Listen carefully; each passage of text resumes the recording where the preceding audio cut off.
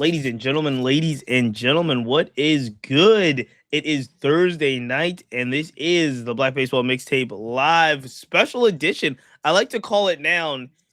We can figure out a title, but it's either going to be Cheats and Lewis Live or Lewis and Cheats Live, one of those things. But I am here with our special guest on Thursday nights, as we will be hopefully for the majority of this season.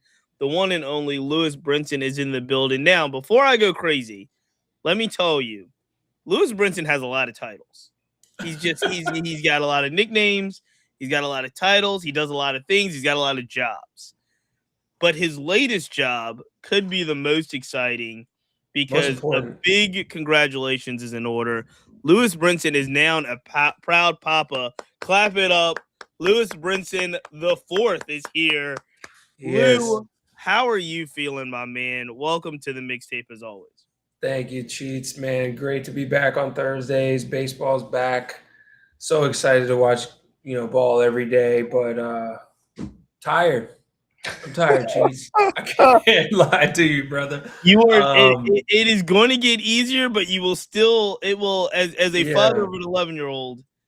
The sleep part, you'll get more sleep, but I don't know if you'll get rest. If that makes any sense, you're always going to be on high alert. Right.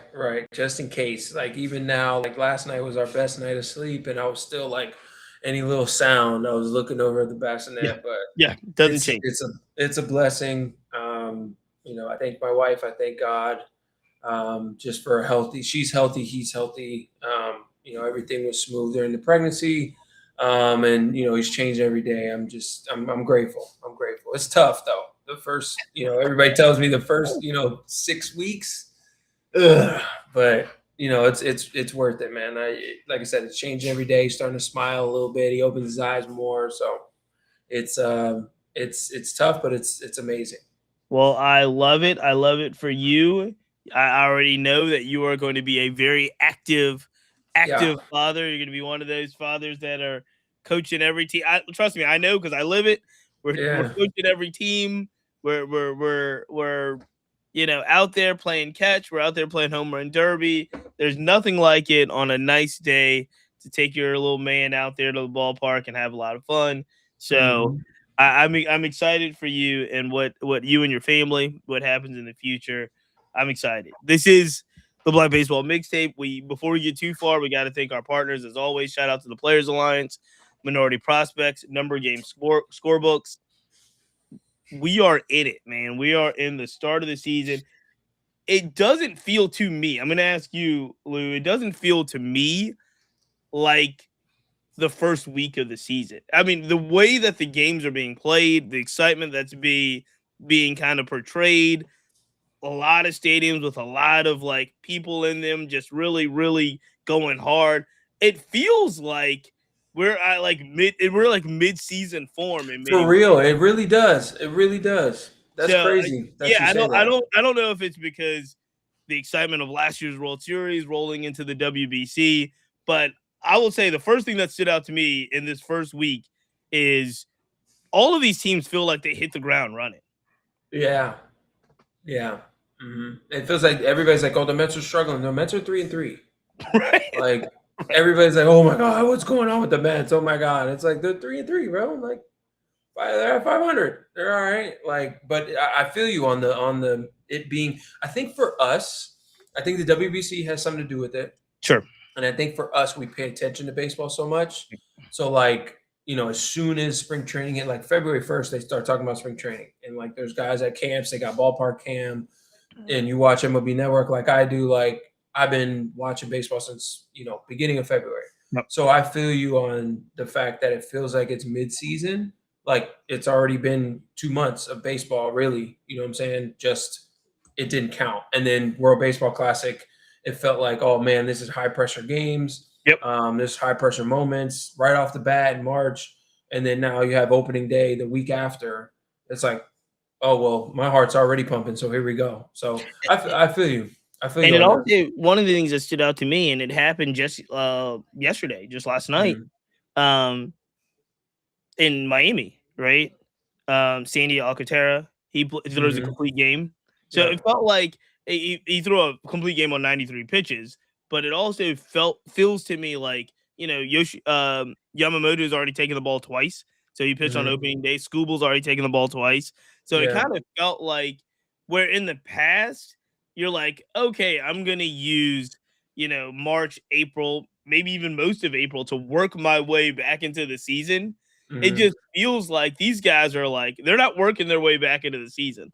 Like Otani's pitching now. You know what I Like mean? full Right. They're go. throwing like even 6 innings, 6 strikeouts or something like that. Yeah. Like I just feel like there's not like a ramp up period, if that makes sense. And on the hitter side, if you are like, you're only a handful of games in, but if you're struggling, it's like It you're feels like struggling. you're Yeah, it's not yeah. like you're working your way into the season. Yeah, no, it feels like you're really struggling. And especially if you have like guys on your team that are raking right now, and then you're hitting like you look up at the board, you're hitting 120. It's like, Yeah. oh my God, I'm grinding right now. It's like, dude, it's 3 games or it's 6 games, Yeah. however many games your team has played. Obviously, the veterans, the guys that are struggling early in the year, their numbers are going to be Cal Raleigh struggling, and everybody's like, Yes. "Oh my God, he's striking out so much." It's like, listen, Cal Raleigh is going to end up with 35, 40 plus homers. Like, I don't expect him to hit 60 again. If he does, I'm not shocked, but it's not like I'm calling for him to hit 60 again. But like, I would be shocked. He's one of the guys where I don't think going into you the think season that's the best that's his last peak year. is Yeah, 60. last year was his peak. I could agree with that, but I'm saying like he's going to end up with 34, Yeah, 30, yeah, 35, 40 homers at most. We'll yeah. see if he gets hot, going in the season, but like his numbers are going to be where they're going to be. Judge, same thing. Judge's numbers are going to be where they're going to be. Shohei's not hitting 480 right now. His numbers are going to end up where they're going to end up. Freddie Freeman, Mookie Betts, like all these guys their numbers are going to end up exactly where they're supposed to at the end of the year. Let So me it's ask you like, this though. yeah. Let me ask you this because I agree with you on the veteran side of this. If you are a younger player, right? Yeah, Do you feel? Of course, younger players are going to feel added pressure because they don't have the experience and the history to be like, it's going to be fine. I'm yeah, over like Mookie Betts could go over 30 and he's still going to be out there the next day. correct. Tell me about like the mindset of the younger player that may be getting that, first taste of the major leagues. Now, this guy's batting over 400, but if you're Yeah, Justin Crawford or if you're somebody that's like, trying to make an impression, does that, I mean, that has to feel like magnetized, right? Because if you're a rookie, you're not like, oh, I'm going to work my way into the season. You're probably going to get optioned if you don't, right? right. I mean, it depends on like who you are as far as like a Okay. rookie. Like if you're a prospect, you're gonna get a little bit more. If you made the opening day roster, like Justin Crawford, he's gonna get a little bit more leeway. Not as much of a leash because he's on a winning team. He's on the Phillies, so it's like if he's hitting 100 in May, like what I'm saying, like they're gonna have to make a replacement quick. But like if somebody on the Rockies, you come up and you're struggling on the Rockies and they're in a rebuild, or the Cardinals, or a team that's not supposed to win, and I put quotations on it, Mhm. supposed to win right now. You're on one of those teams, you're going to have a longer leash because, like, okay, we need to give this guy time to acclimate to the big leagues. We need to give this guy time to get his feet wet, make adjustments, have the league make their adjustments to him. But like you said, if Justin Crawford got off to a 1 for 28 start, he's pressing. And I would Right. even go to say he's pressing if he got off to a 1 for 16 start Right. into 6 games. He's pressing a little bit. He's not going to show it, but at the same time, he in your mind as a prospect, as a young guy, you don't have a contract yet. You're not one of these veteran guys. You're not established. You're pressing a little bit. You know what I'm saying? Especially if you're on a winning team like he is. And, Now, and to Justin Crawford's credit, that guy is not pressing at all. That guy's come in and no, he's really coming in performed, and very yeah, confident. A performed lot like of a these young pro. guys have, though. Yeah, Jeez. A lot of he these was young just guys an have. example that was like maybe some of the young guys over there in Sacramento now, the Nick Kurtz and Mhm. the Justin Wilsons are the guys that are like. Now and again, these guys also are guys that got extensions, I believe. So it's like, Yeah. how much are you pressing there? But And they're not going anywhere. You know what I'm saying? right, Like Kurtz proved himself last year. Justin was proved himself last year. Like these guys Lawrence, that have Lawrence proved Butler as them. well. Our guy Law Yeah, is Lawrence in there Butler. in that category. He's already Yeah, got extended. Law's got money. He's got the money flowing in already. He Yep. proved himself. So Yep. it's not like you can relax because they can still send you down. It's not like you Right. don't have you can't get sent down clause in your contract. Yep. Those guys get a lot of options. Yeah, they still have a lot of options. They can still send you down, but the thing is, they don't have somebody to replace them right now. Right. You know what I'm saying? So like those guys are fine. That's the core group of the A's. Those are the guys they're building to when they move to Vegas. These are going to be the top dogs. These are going to be our core that we build behind.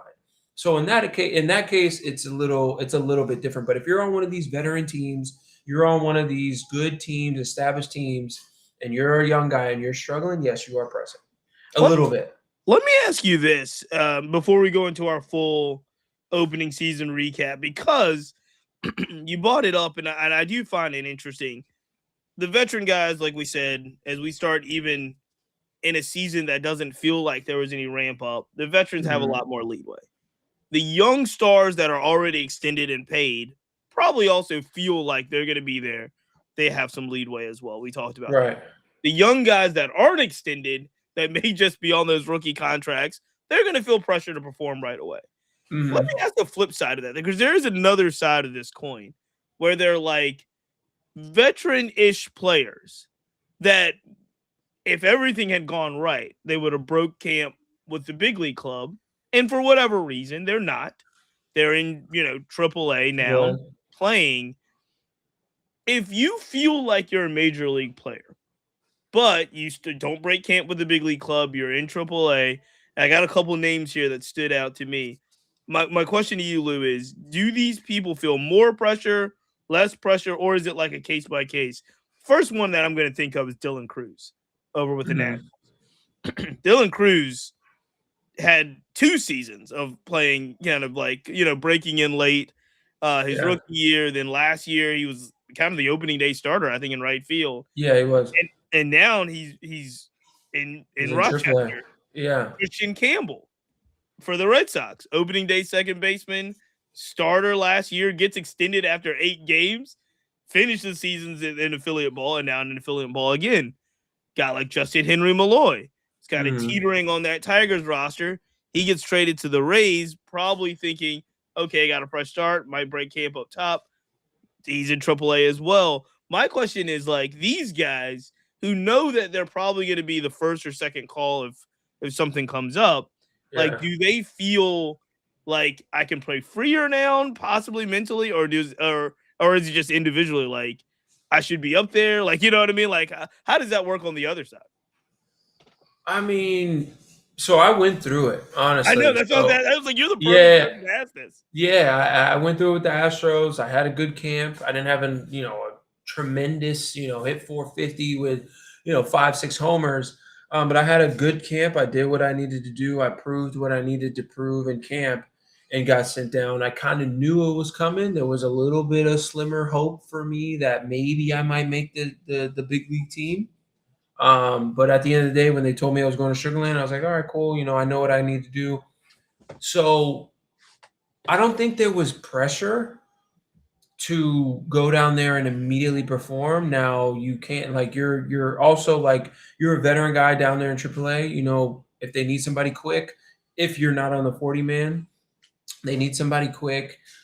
They could call you up and, that means they have to transfer somebody to 60 day or they have to take somebody off or whatever. But if you're on the 40 man, it obviously makes it a little bit easier. I wasn't on the 40 man. So it's not like I was the first guy to get called up once, if a center fielder or outfielder got hurt.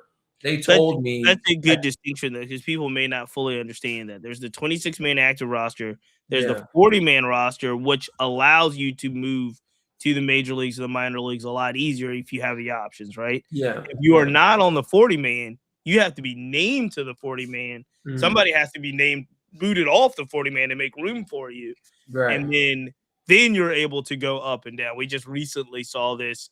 Dylan Smith goes from the Tigers right-handed pitcher. Goes from the Tigers to the Giants. They have to DFA, I believe it was Tyler Fitzgerald, the shortstop, that it kind of bounced off around just to make room for Dylan Smith on the 40-man. And then they instantly sent Smith down to I believe it's Sacramento, right? Like it doesn't necessarily mean if you're on the 40, you're going to be in the big leagues, yeah. But you have to have that ability, right? I got you. I understand. Right. So again, a lot of these guys, most of it. Well, Justice is on the 40-man with the Rays. I'm pretty sure, yes, right? He's on all of these guys are 40-man guys, like a Dylan Cruz. I'm thinking of some of our friends, like Akil Badu, Corey he's on the Jolks. 40-man, right? Oh, the Brewers. I don't think he's so. on the injured list.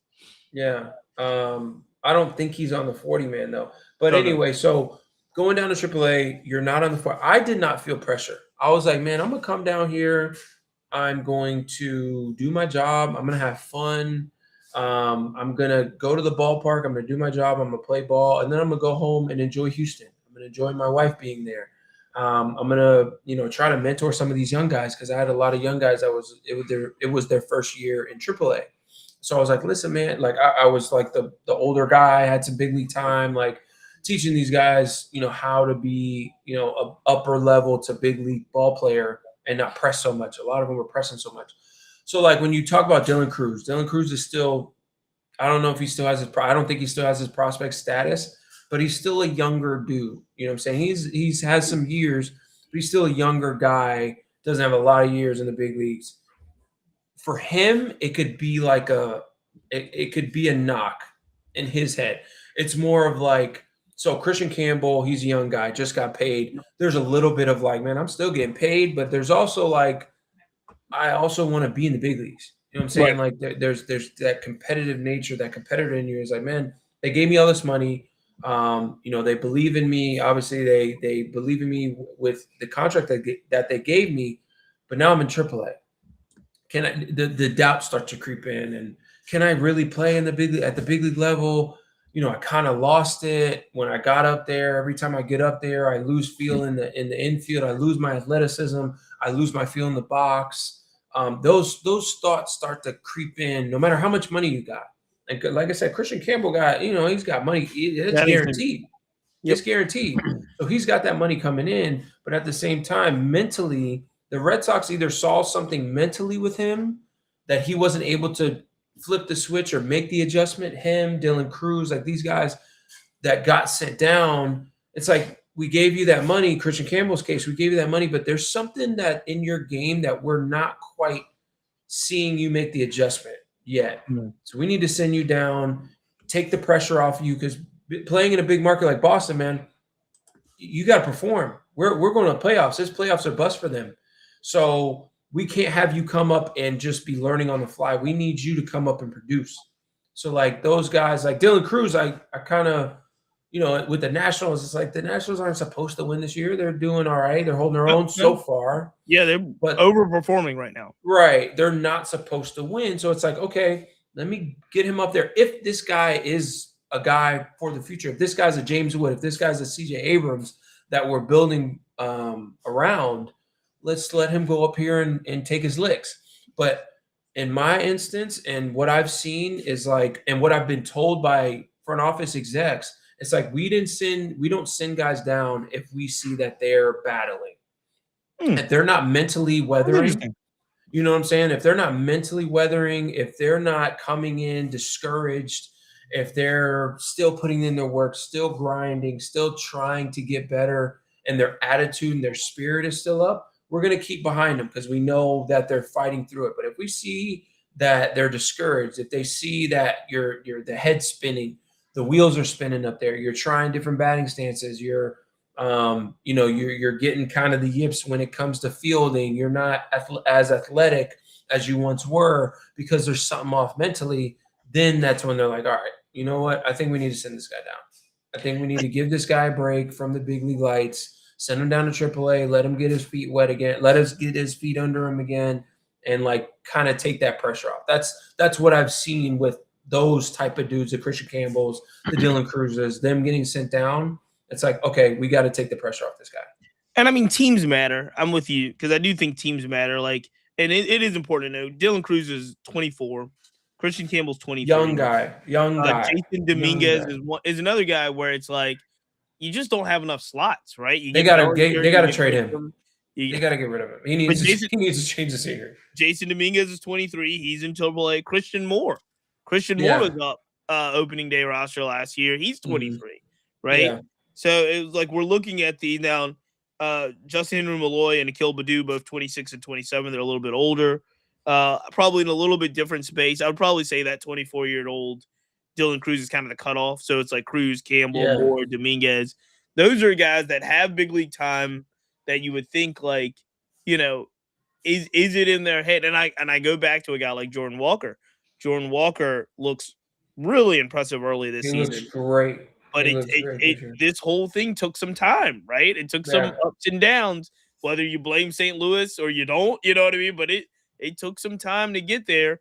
And I do think that some of these guys, especially if you're looking at the Christian Campbell, Christian Moore, Jason Dominguez, they're really, really still young. And they have a lot of opportunity. So I'm interested to see, I think like you were saying, you were alluding to, Lou, was that now it's as much of a performance thing, but it's also so much more of a mental thing.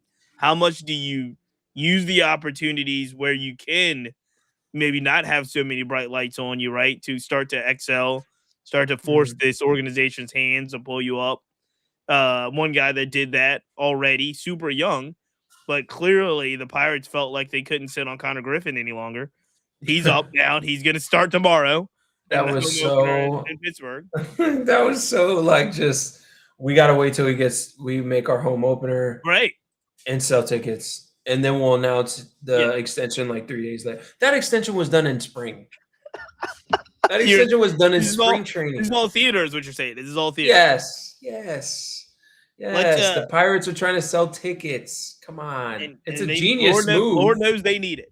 Yeah, they're trying to sell tickets. They're going to make his own opener. There's going to be a sellout crowd. Might be the only one that Pittsburgh gets all year.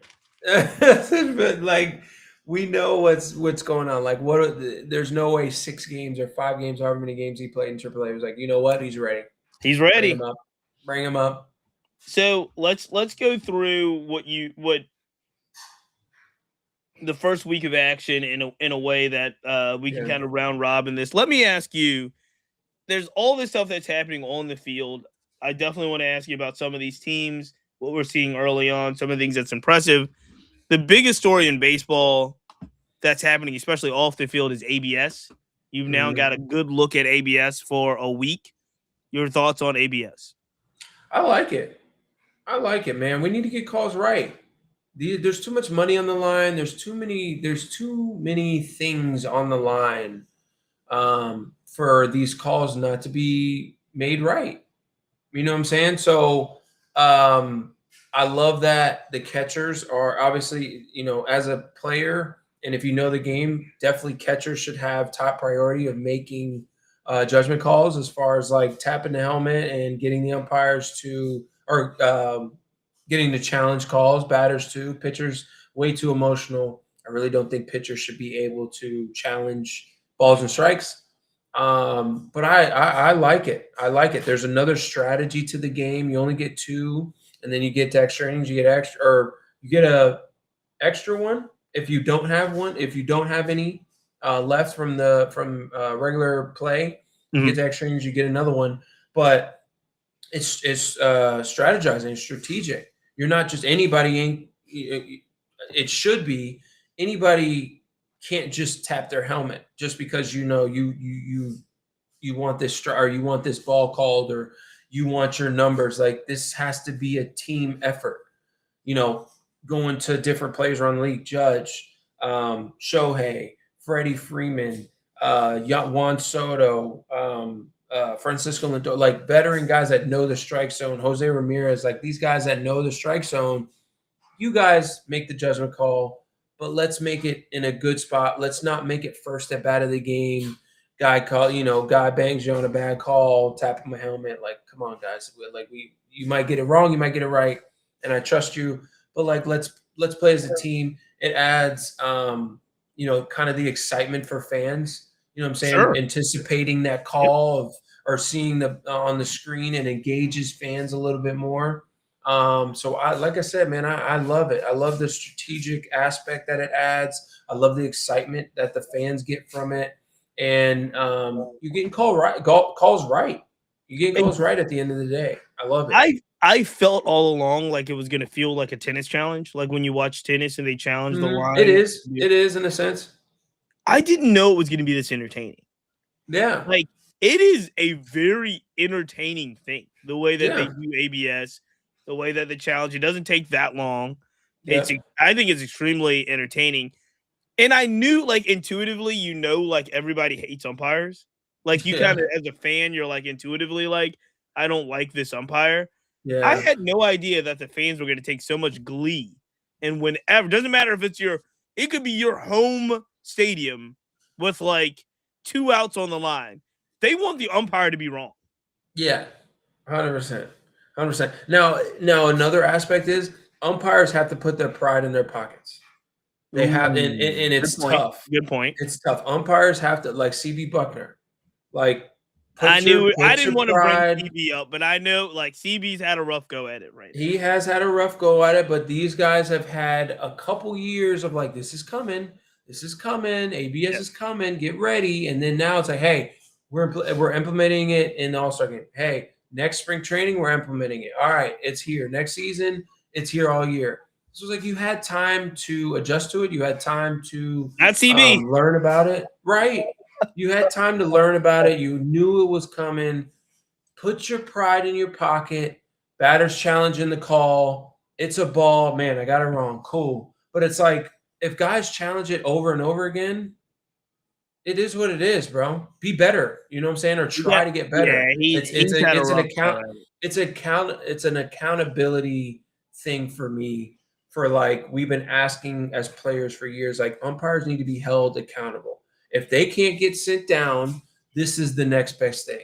You know what I'm saying? Hey, listen, man, you're wrong. You're wrong. You're wrong. Hey, man, that's enough. You're wrong. It's a ball. You're wrong. You're out of here. And then now it's like, dude, you're wrong. And then you see it immediately on the board. Hey, man, you were wrong. Okay? Right. You're wrong. I'm going to go back in my dugout. You go back behind home plate. We'll leave it at that. But, like, umpires, and a lot of guys have put their pride aside, but there are some guys that's like, batter's challenging the call. It's like, dude, you're a human. You're not going to get every call right. So that's my whole thing with the umpires. Put your pride in your pocket. What do you think the consequences should be, though, for an umpire that habitually gets it wrong? Nothing. If you're like, it's got to be. Like, if we're going to hold them accountable, we got to have some level of punishment, right? Like, if you're constantly getting it wrong, there's got to be some level of, like, regulation. You either get sit down, or you're on probation, or you're I don't know. Honestly, I haven't really thought about that, but I think you're right. There has to be, because if there has to be some sort of repercussions. For sure. He got 6 calls wrong, overturned. 6 calls overturned. There's arguments that he got even more than that, quote unquote, wrong, but he got 6 calls overturned in one game. And again, I'm rooting for him to figure it out. I'm rooting for everybody to figure it out. But if you're getting 6 calls overturned in one game, there's got to be some level of, like, this cannot be sustainable. Well, he's been getting calls wrong for years. That was our whole thing. It's like, listen, you guys see the data. You guys look over. MLB has to look over, and we know for a fact MLB looks over calls, every call of every game. They look it over. They judge umpires on, how many calls they get right, how many calls they get wrong, regardless of what they call during the game. CB's not,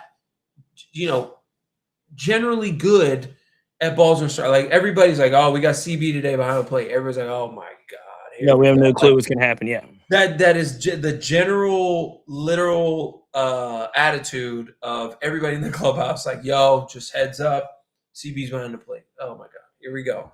So you're right. There has to be some sort of punishment, repercussion, consequence. Something has to happen to these guys, or it's like, listen, you keep getting it wrong. Are you okay? Yeah. Do we need to send you to a specialist? Is the game moving too fast? Something has to. I agree with you. Something has to happen where it's like, hey man, you just got it wrong. Be better next time. It's Yeah, like it's got to be. There's a it's got comment to be here. something. Yeah, Some type of incentive system at the end of the season. I'd be you get interested. fined. I don't know. I think the end of the season's too long. Honestly, I think there's got to be ways that you can figure out, like, after each series going into a next series, like, if you get so many calls overturned, then we have to make some type of adjustment. And I don't know what that adjustment means. Maybe that umpire gets, noted, and then maybe he doesn't get to call balls and strikes for the next, you know what I mean? Like, there's got to be something Well, that they have to that's gonna, rotate, so it's yeah, like, yeah, maybe he just doesn't get to be behind home plate. It's like you lose so being we can behind home figure this plate thing out. Yeah. until we can figure out what's going on, or like you don't make the playoffs. And I know, Yeah, the umpires make the postseason, playoffs they will not get based on postseason. Yeah, there's yeah. some postseason. Most of the umpires that score really well get postseason games. They If you get don't score postseason well, you don't. appearances, Yeah, right? So yeah, that's already that's already one. Yep. a result, yeah. But during the year and like ABS, like everybody could see it right off the bat. So like Yep. if you get it wrong, if you're consistently getting it wrong, and like tally up whoever, like every month or something, like tally up whoever's getting the most calls overturned. Hey man, I need to talk to you real quick Yep. in my office. You Well, know I what I'm mean, saying? here's the honest truth. More people know CB Buckner's name now than ever before. I don't know if that's a good or a bad thing. I mean, I think baseballers kind of knew, like, they Yeah, know baseball Angel fans Hernandez, know who they CB know Buckner is. Angel Hernandez, they know CB Buckner, but Yeah. I think the casual now has, he got his moment. So Yeah, yeah. we'll I mean, it's a moment he wants to be remembered for, but no, not at all. Let me ask figure you it this out, CB. before we go into complete on the field records as well. There was another thing that I thought kind of maybe carried over from the World Baseball Classic, if you will, into the season that I've seen. I'm watching these games and I'm watching these home runs, and I am seeing way more celebrations, way more enthusiasm, way Mhm. more, if you will, bat flips. Like, this could have been something that's inevitable. Like, every year you feel like you see a little bit more of this in Major Yeah. League Baseball. But this year already, I've seen more emotion on these guys running the bases, celebrating, doing these things in their home run trots than ever before. And I'm just wondering, is this a me thing, or Lou, did you pick up on this as well? I mean, I think the game is evolving. You know what I'm saying? The game is changing. The game is evolving. It's the let the kids play kind of era of baseball. Um, it's just the way baseball is. It's the energy that is attractive. Guys have come up to the minor leagues. Guys have been doing it. A lot of these guys that are in the big leagues now, geez, were in high school 4 or 5 years ago. Yeah, they're coming You up know what I'm fast. saying? They are coming. We were talking about some of the guys that are going down, but these guys are coming up faster. Right. So like they've been celebrating and doing all of this since they were in high school. So it's like, all right, I'm 5 years removed from high school, and there's no like veteran guy in the clubhouse where it's like, yo, we ain't doing none of that. If I see any cannonballs, if I see any pointing to the sky, if I see any freaking backflips, Sure. it's a fine. Like there's no veterans doing Yeah. that. And a lot of the teams, it's like these guys I played with all throughout the minor league. Like I know all these guys. Yeah. Like I think that has a lot to do with it as well. Like a lot of the guys that a lot of their teammates are guys that they came up with.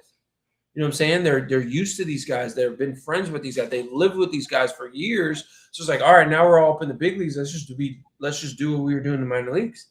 And that's the name of the game I when you feel get like called there's up. more. I feel like there's more license too, though, to do it. Like There is. Mookie Betts hit his first home run. I And think it might have been the he second game of the season. damn near touched the sky. And Around yeah, around I second base. saw him rounding the bases, and it felt like a World Baseball Classic trot. Now and again, the interesting thing about this one was, I think Mookie was doing that base run more for him than he was for Yes. the audience. Yeah, for sure. He For was sure. he had a big exhale, if you will. Yeah. But I watched it and I was like, this could have been, Tatis in Miami in the Dominican Mhm. uniform, because he was that emotional about it. Yeah, I mean, but like you said, it was more so for Mookie. I think Like so. I think so. Mookie to his standards had a rough year last year. Went through a lot. We all know the story. Lost a bunch of weight. Got sick. Was struggling all year, trying to grind and find it. And then he one series, I think the CS, he kind of started to find it a little Yep. bit, and it took him all year. And Mookie's not used to that. When a guy's not used to struggling like that in the big leagues, and then you finally struggle in the big leagues, you're like, oh man, what's going on? And Mookie's a competitor. He Sure. loves doing well. He loves working hard. He loves figuring things out. When you just can't figure it out, it's mentally draining. So for him, he felt good in Yep. spring. Coming in the season, I feel strong. I've been doing a lot of what he's been doing, a lot of workouts that Yamamoto's been doing. He's been working out with his The trainer. javelin. Yeah. Yeah, he's been doing a lot of body movements and body weight movements and stuff, and he says he feels great. So like it's more of like a man. I feel great. This is paying off what I worked on. Like you hit a home run. I've done it before. Like you hit a home run on a pitch that you worked on, a pitch that you struggle with, a pitch that you were looking for, and that you literally took the swing that you imagined taking on that pitch in that moment, and then it's a big moment on top of that. Like all of that stuff starts to pour out. You know what I'm Yep. saying? No, And I think that that was one of one. those moments. I was like, man, I got it. Oh Yep. my God, that feels so good. That was So early I think that on. was him for him. There were some other ones though. There was Carlos Carrera had a pretty big bat flip the other day. Yeah. Obviously the emotion that went behind Dominic Smith's home run, the walk-off home run in Atlanta, Right. that was Right. also a different. But like, I just feel like you're seeing, these guys being able to really let their emotions out. Where again, like you said, you hadn't probably seen that in some of the years past. And nobody's Uh, getting hit anymore. That's a big no, one too. no one's getting hit. No one's Nobody, getting nobody, drilled. nobody's getting hit anymore. Barry Bonds Nope. said it on a podcast the other day. He's like, man, Shohei would not be able to walk the next day if he hit 3 home runs in one day. The next day, the first pitch is coming into his ear hole. Yeah, nope. Back in the day, you know what I'm Different saying? game, So guys. like, that's Different game. that's a big one too. And the funny part is Shohei is the guy that could hit him back. Right, get on the mound. One guy in baseball that can hit him back. Shohei's the guy that can get him back. On the field, let's switch gears, ladies and gentlemen. This is the Black Baseball Mixtape. This is a Thursday night show. I got Lewis Brinson here, and it is Cheats and Lou, or Lou and Cheats. I don't know how to explain it live. I think it's Cheats and Lou because One of those your two. it's your One show. of those I'm a two. guest. I'm a guest. Let me ask you this. There are 3 teams in Major League Baseball right now, 3 teams that are 5-1. They are the Yankees, the Marlins, and the Brewers. There are 3 teams in Major League Baseball that are 1-5. That is the Athletics, the White Sox, and the Red Sox. Let me ask you about what I think are the surprises. You can agree with me or not. You are obviously embedded, closely tied to the Miami Marlins. I was there. I saw how Miami responds to Lewis Brinson in person. It was fantastic. I'm surprised that the Marlins are 5-1. Obviously, we're coming off of the Sandy Alcantara complete game against the White Sox. Very, very impressive. But 5 wins, 1 loss. Are you surprised? Marlins had a nice season last year, all things considered. They were kind of the underdogs that kept winning games, while especially in the NL East, the Braves were struggling last year early on. Braves aren't struggling as much as they are not as much this year. Yeah. But the Marlins seem to remain hot. They've got some nice pieces. They're winning some games. Are you surprised that the Marlins are 5-1? I'm really not. I've been saying it since last year. Like, this is a good, scrappy, annoying team. Yep. You know what I'm saying? These guys play fundamentally sound baseball. They are not trying to be the Phillies or be the Mets or be the Yankees. Like, they're the Marlins. They know, all right, we're going to pop a few out, but we're going to move base to base. We're going to make plays. We're going to bunt guys over. We're going to hit the ball in the gap. We're going to take the extra base. We're going to get guys in with runners on third base, less than 2 out. Like, we're going to do the right things, and they have the right players. That's my hope. Like, I've been griping on this for the longest time. It's like teams with the right players, the Dodgers, the Diamondbacks. The Diamondbacks are going to be a surprise team. If everybody can stay healthy, they're going to be a surprise team. Not really surprised because, I mean, Perdomo and Cattell and Nolan and Carroll, Good players. Great superstar players. But, like, in that division, like, I don't think anybody thinks they're going to really make any noise. But they have good, fundamentally sound players. I think the front office has done a great job. But as far as trades, Owen Casey has been doing his thing. When Stowers comes back, That's obviously the thing. They're doing this without Cal Stowers, by the way. Right. And obviously our boy X is doing his thing, hitting 400. Otto Lopez, Liam Hicks is leading the league in RBIs. Like, those are surprises for me. Like, he made an adjustment. I watched MLB Network today, made an adjustment, and it's able to free him up a little bit. But no, they're not. It's not surprising, one, because I knew this team was good and they had good players and they were going to do everything they need. They do everything they need to do to win. There's no egos. There's no we could take today off. Like, they're literally coming every day to win and try to win. And they played the Rockies and the White Sox. They did play the Rockies and the White Sox. Whatever that's worth, still big league club. Still got to go out there and beat them. But do you think, because again, the other side of this coin is, especially yesterday, the Alcantara complete game, it happened in front of 6,000 fans. God. So my question is, do you think, given this team is scrappy, this team is well put together, they are doing this without Stowers, do you think this team tries to win, or do they try to move these pieces? I said yesterday on Finish Your Breakfast, I should be starting a hashtag like Free Sandy, because he's too good to be pitching in front of 6,000 fans. Yeah. I hope not. I hope the trend doesn't keep on with the Marlins, because they're going to continue. Why do you change it? It's been there for years now. Yeah, they're going to continue to lose fans.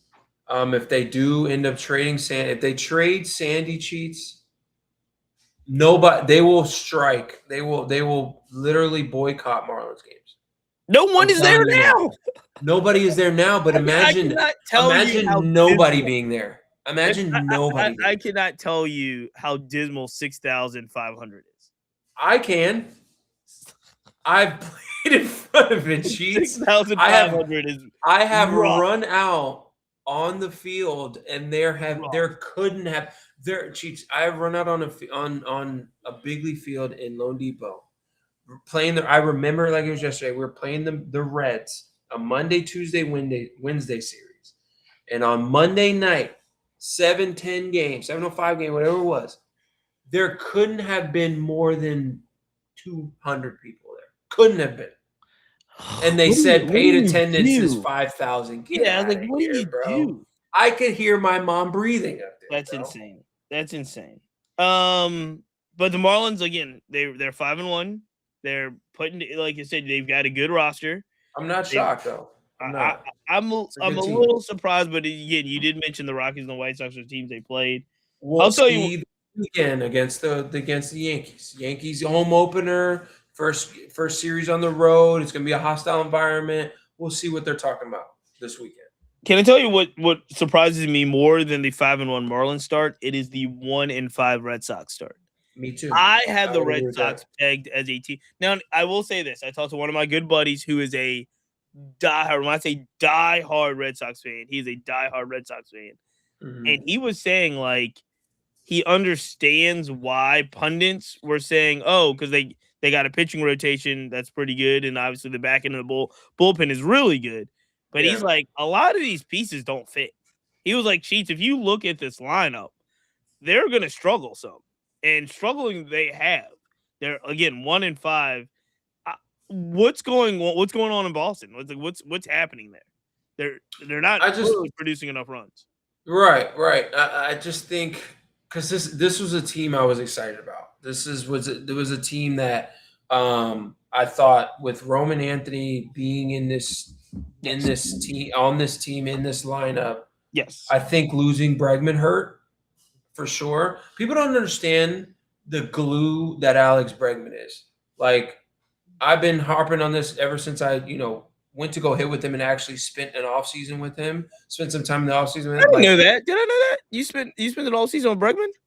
I would go out there. I would go out to Houston and hit with this hitting coach and him once a month. Wow. I started in after 2019 and then on throughout my career. That's awesome. Yeah, that's.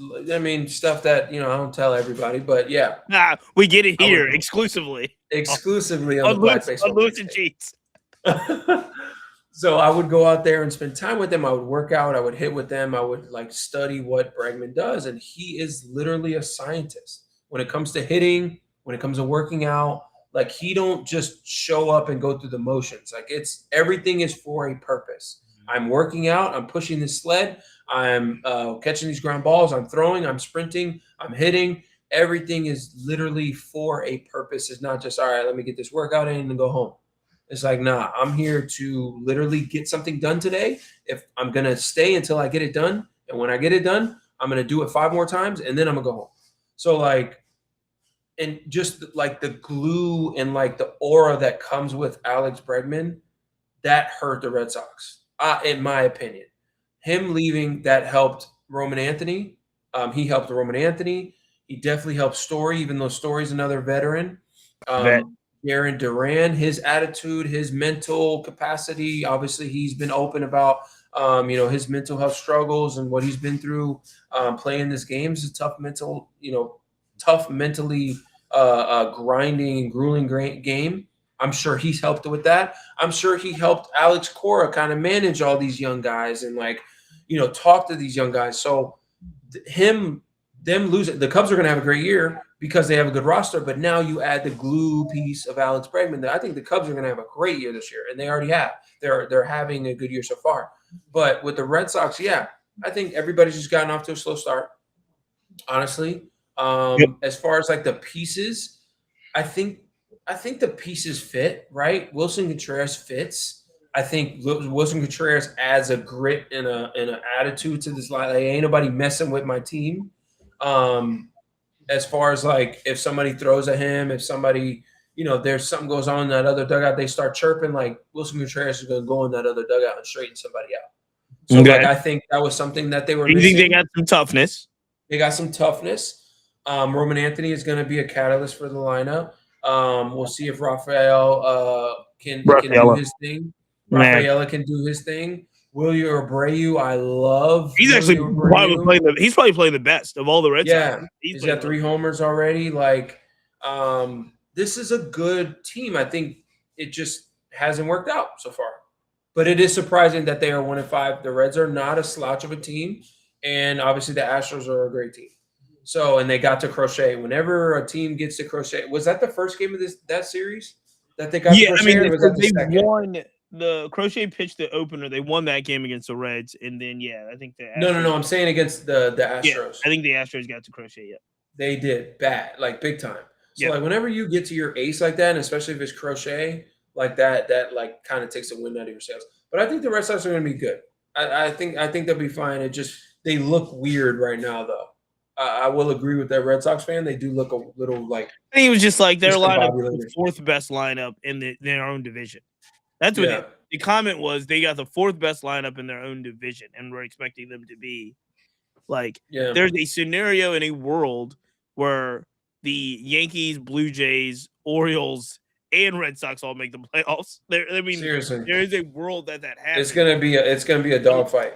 It's gonna be a dogfight. It's gonna be extremely tough, and they're gonna. And somehow the Rays might, the Rays might do something. It's the Rays, bro. I feel I never count out the Rays. Right, I have more confidence in the Rays than most people, but they're playing at their home ballpark, so I don't count out the Rays. Not ever. I like the Rays lineup. Are you surprised at all about the Athletics? The Athletics are also the team, a team that is in the 1-5 category. Yes and no. Okay, elaborate on this one. Yes and no, because I think those guys are great players. I think Nick Kurtz, Wilson, Roker, our boy Law, Clark is running everything down. You hit a ball to center field, you might as well go back to the dugout. Right. Against the A's. Soderstrom they paid. But it's something, I don't know what it is. It's just they're not a streaky team, but like they're playing like a streaky team right now. And well, they're young. They're young. They are young. They're very young, but they're a good, grindy, good, gritty team, and they know they're good. That's a scary team. When a young team comes up, and a lot of these guys, I go back to my point of like a lot of these guys played in the minor leagues together, and they all got paid together. So you know what I'm saying? So like that gives you an extra like, listen, like there's 5 of us that are going to be here for the next 6 years at least. You know what I'm saying? So like that's a comfortability kind of thing for a lot of guys. You're able to go out there, play with your boys, go to war with your boys every day. But like, yes, I'm surprised because they're such a good team and they should be able to put up runs, and their pitching is still kind of a question mark behind Luis Severino. So they're going to have to like, put up some runs and also be able to prevent runs as well. So, but no, because I feel like this is just my opinion. Sure. I feel like they're a streaky lineup. Like if Wilson is not hitting like he's hitting, Nick Kurtz leading off is like weird to me. I don't know why. It's like a Schwarber leading off. Yep. But analytics. Like he has it's an analytics thing. It's an analytics thing. He had an amazing year last year, obviously. I don't know, and I don't think that's a fluke. I think he has more, honestly. But like it's just such a streaky team. Like if they're not clicking all at the same time, it's going to be a struggle. And like the bottom half of that order has to, if they're not hitting, like that's a very streaky bottom half of that order. So like a team that is young and good, it can't just be 1 through 4, 1 through 5. Like it's got to be 1 through 8, 1 through 9. Like it's got to be the whole line of being able to produce and get guys on base. I think they'll be fine too. It's still very early, but that's my like yes and no. Why? First of all, every team can't be fine, Lou. Somebody's going to be in trouble. I'm just letting you know. I think, but we're talking about. I'm just talking about teams that are good, like teams that are good. I think I'm gonna tell you a team that I think is in trouble. Hold on, wait. But before you do, because this sets up our very first. We played this game last year. I know it was painful for you. We're gonna play it again this year, and it's gonna be painful all season. Let's start with a heavy hitter one because we just talked about the Red Sox and the Athletics, and this game is who would you rather have for the next 5 years? And you know where we're going with this. Lewis Brinson, would you rather have Nick Kurtz or Roman Anthony for the next 5 years? Roman Anthony. 100%. You didn't even hesitate. Roman, whatever his middle name Anthony is. I feel like that's almost disrespectful that you answered that fast.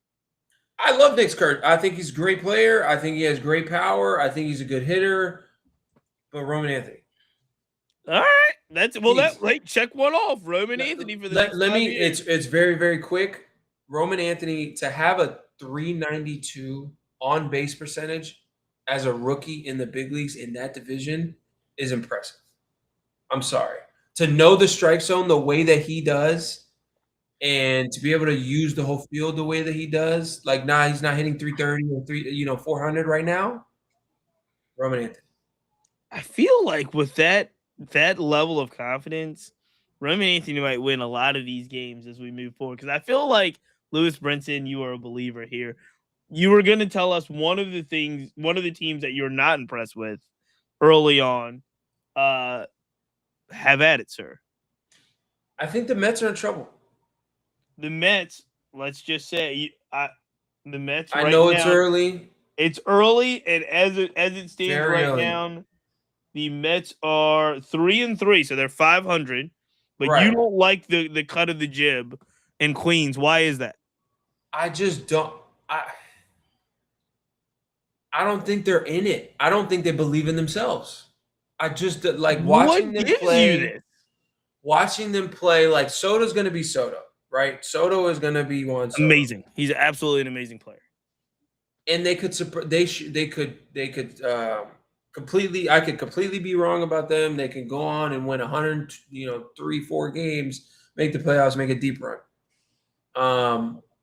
But for some reason, man, I don't know what's going on in that clubhouse. I really don't think Soto and Lindor have a Are you? problem. Are you buying into that? Are you buying into the Soto? I don't think that. They're both professionals. Like if they do have something, ain't nobody gonna know about it. There was a big deal made about the lack of handshake on opening day. I know. They might have did that on purpose. Like that's something they know about. The whole gripe about, man, Soto and Lindor don't like each other. They know about that. They could have planned that. We don't know. It could be a problem. It could be a big problem, or it couldn't be a problem. Right. But the fact that they played really good against Skeens. They had a really good opening day. Did they have a good opening day, or did O'Neal Cruz have a bad opening? Let's be honest now. They knocked Skeens out of that game. After two center field eras. They took advantage of mistakes. They took advantage of mistakes. They could have come out of that inning with one run. Usually when that happens, you have two bad mistakes like that, and Paul Skeens walks, one or two guys, being him, and you're able to jump on him, and you're able to take advantage of mistakes. But if you're not able to do that, it's like, okay, like what's wrong, guys? We got to be able to take advantage of this stuff moving forward. But with them, man, I can't like put one finger on it. Like I don't know. I feel like they're not in it. I feel like something is wrong with the chemistry of the team. Something is going on. Something like it doesn't really fit. Now the roster, Bo Bichette. I believe in Bo Bichette. I believe he looks great. Bichette looks great. Soto, Freddie Peralta looked amazing on opening day. Bichette is struggling right now. He is struggling right now. He will be fine. It's Bo Bichette. I think Luis Robert is going to be better because he's on a winning team. Yeah. I do not share your concern. I wish they would give Mark Vientos a freaking shot. No, see, that's where I was going to go with you on this one. That's the one player that I do feel is out of his depth. I do not. I am not sold on Vientos. Are you sold on Brett Beatty, or are you not? Are you? Yeah, I like Beatty. I like Beatty better than Vientos right now for that team. Why? Look. I'm trying to figure it out. I'm not a Mets guy, but I've been told by guys that are very close to the Mets that Beatty is going to have a good year. Like his whole attitude has changed in the sense of like he is walking around with a confidence now, and he's just he feels like he belongs. Where Vientos, what I've heard from the same sources, is that Vientos is just lost. He's just lost. He doesn't even. Vientos is such a talented player that sometimes when talented players kind of lose their way or lose their talent, they're just like they don't get it. They don't even like they were like Vientos is lost where it's like he doesn't even know if he's a good player anymore. No, it's more. I'm gonna tell you what it is. It's him performing the way that he did. That used to mean something. When you perform down the stretch and you hit 22 or 27 home runs, however many home runs he hit that year, and then you perform in the postseason like he did, that used to mean, okay, this guy's got something. Yeah. We like him. The next year, yes, he struggled. But at the same time, you also feel you feel the fact that they like Beatty more. So they keep Beatty around. They keep opportunities, right? They keep giving him opportunities, and it's like, okay, at one point, yes, you do have to focus on your career. You can't control what they do with Beatty. You can't control what they do with you. All you can do is control what you can control on the field. But at some point, you're like, okay, I don't feel like these guys believe in me. Yes, I'm still here, but like I feel like they just don't believe in me because they keep giving him the opportunity. They keep giving. If I was Brett Beatty and then now I'm finally having a good year, it's like, man, they really believe in me. You don't know what kind of conversation they're having with Brett Beatty behind closed doors and what kind of conversation they're having with Mark Vientos behind closed doors. Sure. I've been a part of both sides. Hey, man, you're our guy. We love you. We're going to give you every opportunity. Hey, man, there's a guy, we got to give this guy the opportunity. He's our guy. We really believe in him. He's part of our plan, blah, blah, blah, blah, blah, yada, yada, yada. And then you're like, okay, well, what the hell am I doing here then? Sure. Because like Mark keeps getting the opportunity. He's still on the roster, but But it's like, okay, Beatty has been your guy for umpteen years now. Yes. And now he's starting to perform. You're like, there it is. There he is. Beatty, you're our guy. You're getting all the playing time. It's like, whoa, whoa, whoa, whoa, whoa, whoa, hold up. Didn't Mark Vientos carry you guys in the playoffs 2 years ago? 2 years ago. Like, you know what I'm saying? Like, well, but with that said, do you not think Vientos got a fair shake last year to perform? I think he did, but it's more. It's Beatty has had. More, I get it. I'm not, and I don't want to perceive that I am a Beatty hater. I think he's a great player. I think, with the opportunity, I think he has a great swing. Great is strong. He's a good player. Opportunity. He's got to put it on the field. He's got to consistently. All of these Mets have to put it on the field consistently. Yeah. But it's like, okay, are you going to give the opportunity to Beatty, or are you going to give the opportunity to Mark? They're going to give it to Beatty. Pick one. Now, what do you think about Carson Benj here? I think I don't know if he necessarily should have started in the big leagues. I think it's more of like, we couldn't stick Soto in right field anymore, and we need some defense in right field, and this is our number one prospect, and we really believe in him. Let's give him a shot. But you got to give him a shot. You know what I'm saying? You can't, if he continues to, what's he hitting right now? If he continues to not perform, let's see. He's batting 158. If he continues to not perform, 19 at bats, 3 hits. And is he playing tonight? He is not playing tonight. They're facing Robbie Ray. Probably smart that he doesn't play tonight. Mark Vientos already has 1 hit. He probably hit a homer already. He probably. Let's see. Hold on. Bobachet doubles. Let's see here. Hold on. Mark Vientos homers. Give him a shot, guys. Give him a shot. You're all in on Vientos. But as far as, and he's my boy, so I'm a little biased. But at the same time, Carson Benj, if he continues to struggle, if he doesn't figure it out, again, going back to the mental aspect, if you start to see the hamster wheel start to turn and he doesn't mentally figure it out, then you're like, okay, do we send him down? Should he have made the opening day roster? It's like, you have to actually give him a shot. You know what I'm saying? You have to give him a full season unless you see him start to diminish mentally. You start to see his spirit start to leave his body. You know what I'm saying? Then it's like, okay, maybe we should send him down, because you're not sitting him. You're not gonna put him on the bench and he's gonna be a platoon guy. He's your number one prospect.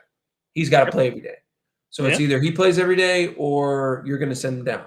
And if you send him down, you kind of have to deal with the fact that you might chip away at that spirit a little bit. Now, mentally, if he's mentally tough, he comes back and he kills it. He's 23. Yeah.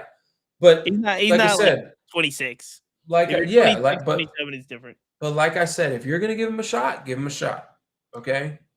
Lou, let me ask you this. Unless you really want to touch on two of these teams, the Yankees are the Brewers, both just constant winners. They're both 5-1. Yeah. I'm not surprised about either one of them being 5-1. We talked about the surprise of that group is the Marlins.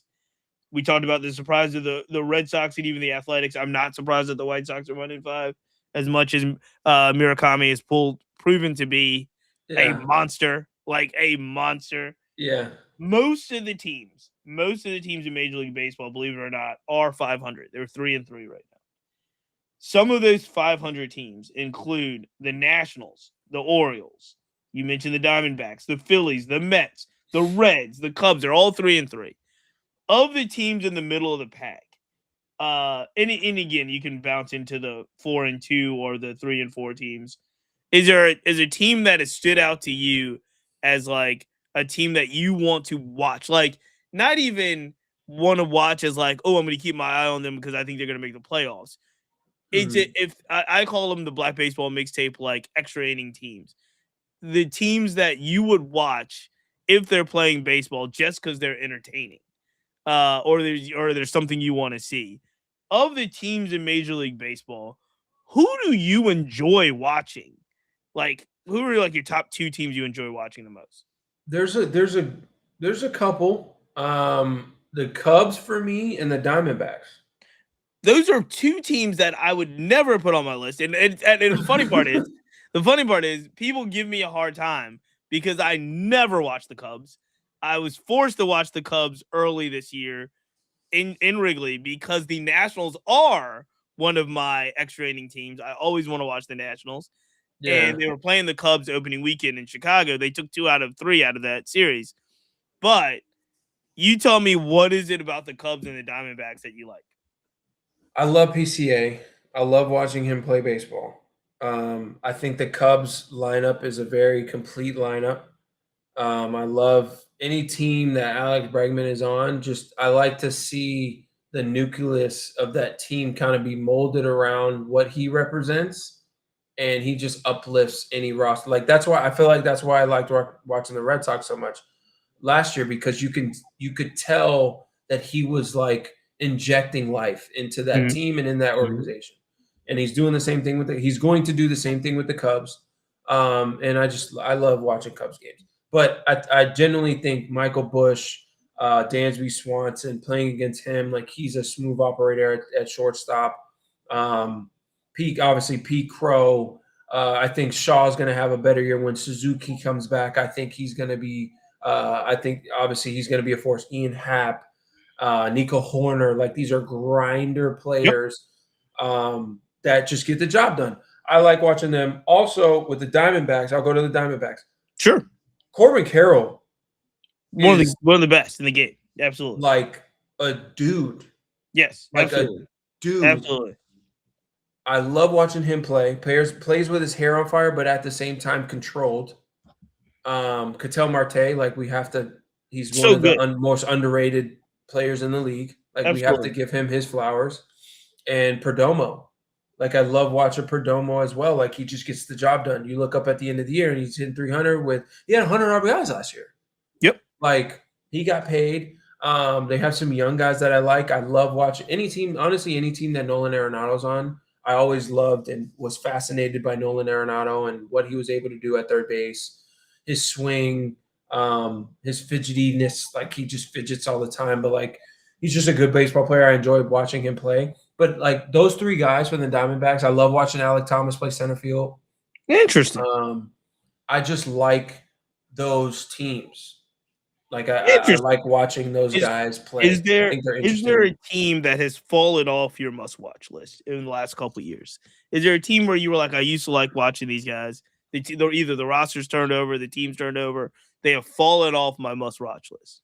Probably. This is no disrespect because I respect everybody on this team, Absolutely. And I think everybody on this team is great. But the Padres, they're on my list. They're a team that has fallen off my extra. I'm like, bro, either win the World Series or don't. You know what I'm saying? Or either make a deep run or don't. Like I felt like they were must watch last year. Going into last year, I felt the Padres were must watch. It was not an enjoyable watch at all. Like I don't know what it is, man. Because they got that place. They have that place rocking. Yeah. Petco Park is a party every time that the Padres are home. Fernando, Machado, Merrill, Cronenworth, like it is a spectacle. And they have a good roster still. They have a good team. It's just, but it's still not the same. It's like, bro, come on, dog. Yeah. Like I feel for those fans. It's like, okay, I'm kind of running out of my voice is I'm losing my voice. Like, are we making the playoff? Are we making a deep run or what? Because I can't take this anxiety anymore. You're right, though. You're right. Padres have fallen off my list. There's a potential. There's a potential for the Mariners to fall off my list this year. They have not fallen completely off yet because they had such a good run last year. Right. But there's a chance. I will close with this, Lou. The list right now: the Nationals, the Reds, the Cardinals. Mariners and the Cardinals are usually kind of 3A, 3B. Yeah. Those are the guys I enjoy watching. And I want, obviously I'm biased. This is the Black. I enjoy watching the Mariners too. I'd second that. I enjoy watching the Mariners. I do as well. I do, but I'm biased. Anytime you've got like C.J. Abrams, James Wood, Dylan Lyle, in the starting lineup along with Nasim Nunez. I'm going to watch him play. Yeah. The Reds, you talk about early struggling, especially at the plate. Key Bryant Hayes is struggling, but I love my guy Will Benson. Watching Will Benson play a lot. Can't wait I love seeing Chase Burns throw. I will love to see when Hunter Green comes back. Yeah. And then the trio in St. Louis, Mason Wynn, Victor Scott, and Jordan Walker are all playing and playing well. And you're like, man. So I always love watching them play. We'll see where the Twins do. Taj Bradley had a second strong outing today. Josh Bell was player of the game today. And Buxton's out there, Bell's out there, Royce Lewis, Austin Martin. So we'll see what the Twins do. Shout out to our guy, LaTroy Hawkins, as well. Yeah, I've been bullpen coach, Yeah, we'll see how it goes. Lou, this is the first of many. We've got you on record. Roman Anthony is one of your top guys right now. But we're going to have to leave it there. As always, this is the Black Baseball Mixtape Podcast, Thursday edition, getting the reps in with Lewis Brinson. Make sure, Lou, tell everybody where they can find you. At Lewis Brince 25 on Instagram, and creating a YouTube channel at Lewis Brinson. We're gonna get some nice content on there, watching some games, giving some insights at games. I'm probably gonna create a TikTok. I don't know why I'm so intimidated to make it happen, my boy. But gonna get into this TikTok game as well. Love but it. Instagram, I'm on Instagram for the most part. That's where you can find me. Love it, Lou. This is going to be a fun, exciting season. I think it's setting up to be one of the best seasons that I can remember in a very, very long time. So we want to thank the Players Alliance, Minority Prospects, and of course, Number Game Scorebooks. I'm losing my voice. I will be at Nats Park, home opener, Dodgers Nationals, Friday at 1:00. If you are there, give me a shout out. I'll see you there.